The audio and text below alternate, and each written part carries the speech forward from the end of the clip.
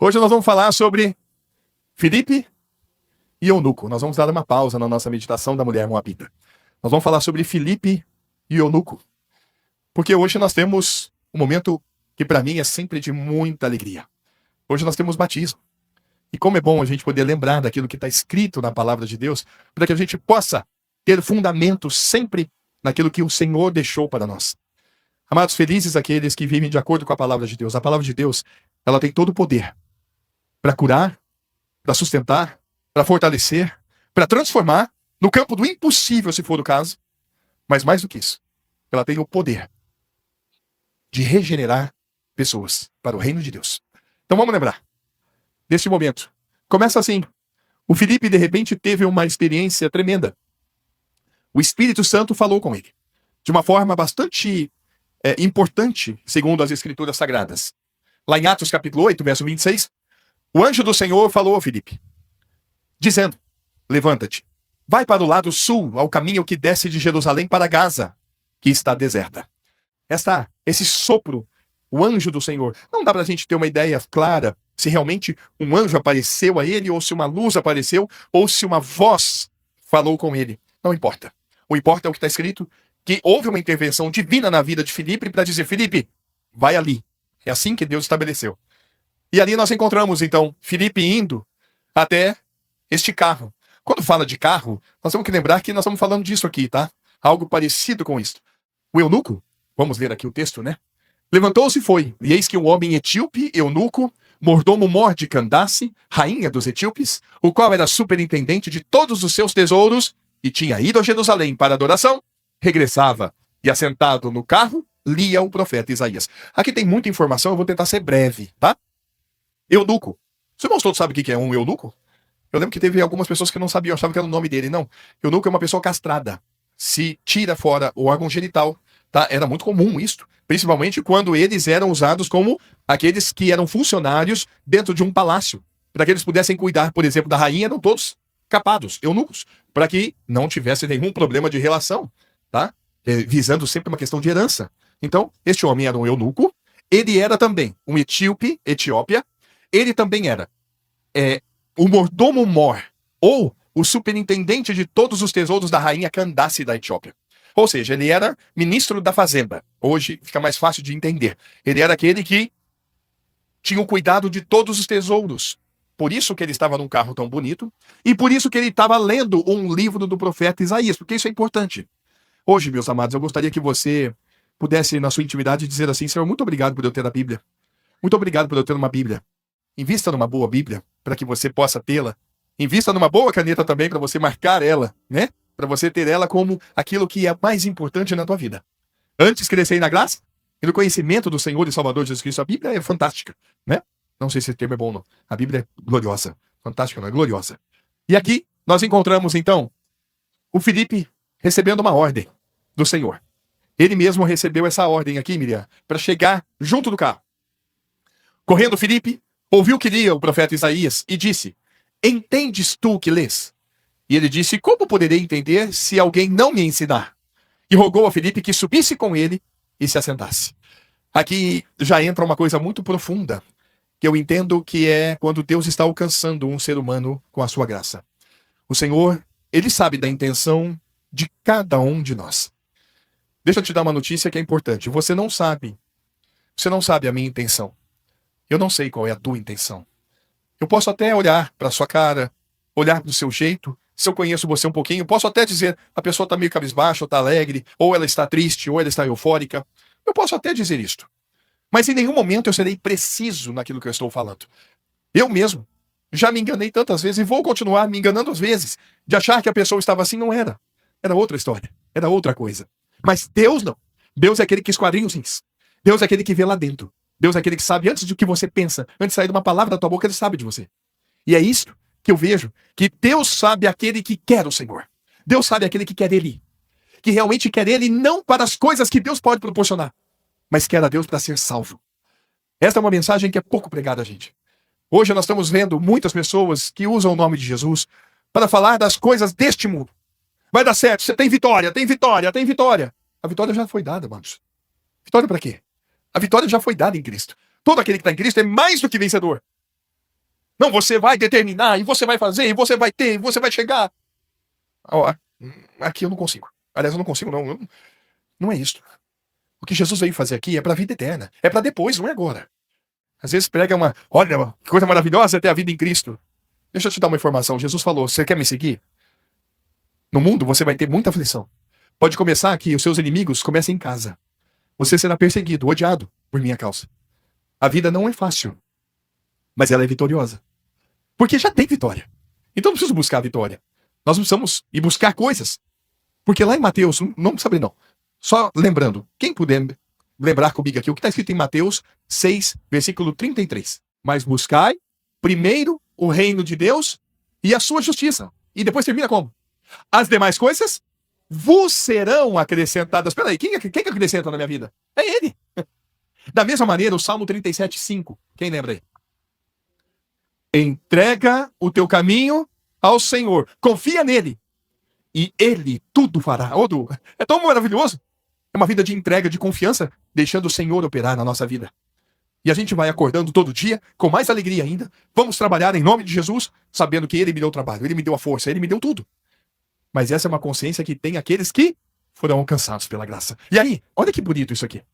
O Filipe começou, então, a usar o profeta Isaías. E aqui entra uma coisa extraordinária. Emerson, olha que tremendo isso aqui. O lugar da escritura que lia era este. Foi levado como a ovelha para o matadouro. E como está mudo o cordeiro diante do que o tosquia, assim não abriu a sua boca. Na sua humilhação, foi tirado o seu julgamento. E quem contará a sua geração? Porque a sua vida é tirada da terra. E respondendo Eunuco a Filipe, disse, rogo-te, de quem diz isto o profeta? De si mesmo ou de outro? Então Filipe, abrindo a sua boca e começando nesta escritura, lhes anunciou a Jesus. Aqui entra uma coisa que eu gostaria de compartilhar com vocês, Sérgio. E começando, nesta escritura lhe anunciou Jesus. Deixa eu mostrar para vocês o que Jesus falou a respeito disso. Olha só para você ver, Yasmin. E disse-lhes, são estas as palavras que vos disse estando ainda convosco, que convinha que se cumprisse tudo que de mim está escrito na lei de Moisés, nos profetas e nos salmos. A respeito de Jesus, a respeito do novo nascimento do evangelho, está escrito aonde? Na lei de Moisés. O que significa a lei de Moisés? Vou ser breve aqui.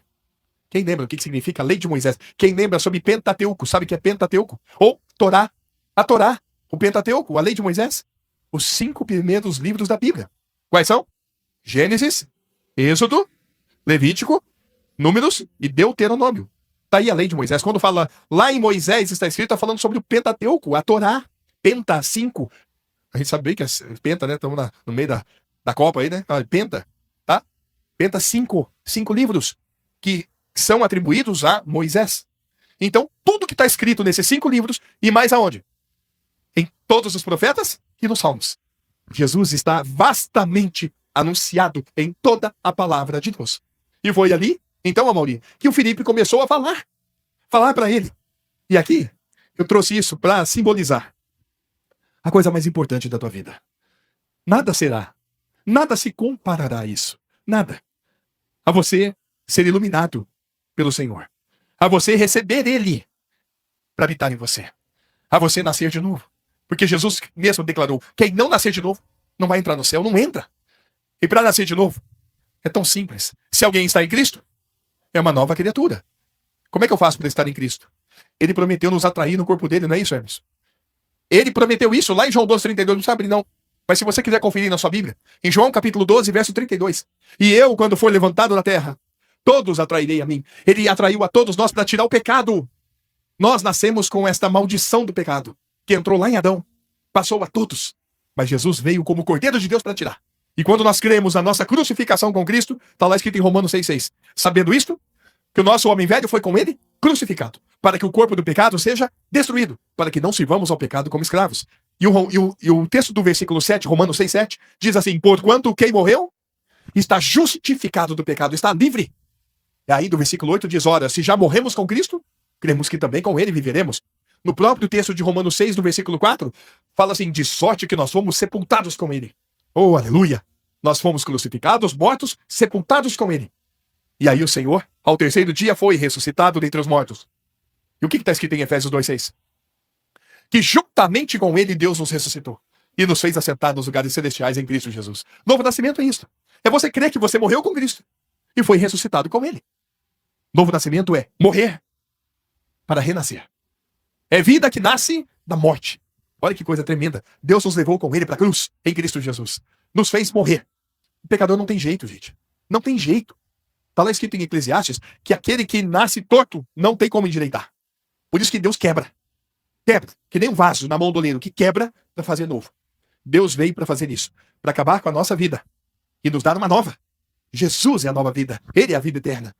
A luz entrando dentro de nós. É o próprio Senhor vindo habitar em nós. É lindo isso. E é isso que a gente deseja para todos. E é isso que eu vejo que o Emerson chegou para mim e falou assim: pastor, eu creio. Eu creio, quero testemunhar. E aqui, Emerson, olha que bonito, porque a base para o batismo nós encontramos aqui. Porque chegou um momento em que eles viram alguma água. E me parece que isso aqui ilustra razoavelmente bem. Quando fala que eles viram alguma água, está aqui no versículo 36, indo eles, caminhando, chegaram a uma certa água. E disse o eunuco: eis aqui a água que me impede que eu seja batizado.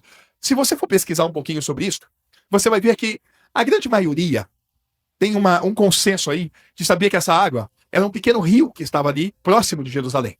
Não dá para cravar que era o Rio Jordão, mas era um braço dele. E é ali que ele, então, chega e faz essa seguinte afirmação: eis aqui a água. O que me impede de ser batizado? A pergunta é genuína, a pergunta é assertiva. Por que ele perguntou isso? Por que o eunuco perguntou isso a Filipe? A resposta é muito simples, porque o Filipe pregou para ele que quem crer e for batizado será salvo. Por isso que ele falou: peraí, eu creio no evangelho. O que me impede de ser batizado? E aí é uma resposta tremenda, né? Olha que bonito. Olha que bonito, né? A imersão que foi feita. Mandou parar o carro, desceram ambos a água, tanto Filipe como o eunuco, e o batizou. Por quê? Porque o Filipe falou assim: sabe o que impede você de crer? Nada. É lícito. Se você crê de todo o coração. Emerson, foi essa a pergunta que eu fiz pra você?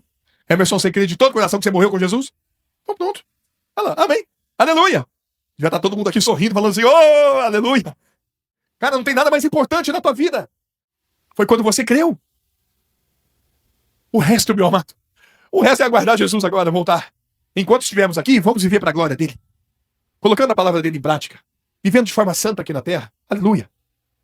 Mas o Senhor, ele é glorificado quando um ser humano, ele é alcançado pela graça de Deus. Há festa no céu. Alegria diante dos anjos no céu. Por nenhum outro motivo há. Só quando alguém nasce de novo. E hoje é o nosso dia de alegria.